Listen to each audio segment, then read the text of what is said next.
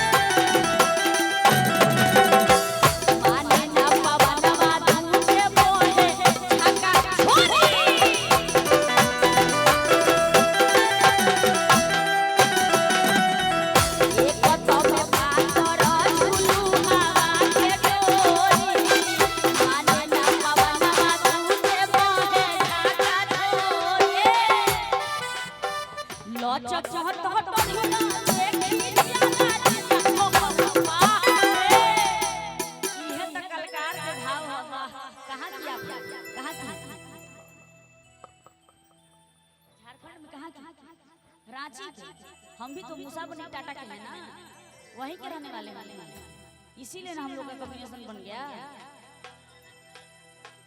मतलब हम वहाँ के भी हमारा जन्म वहीं के है कि लचकता डढ़िया देखी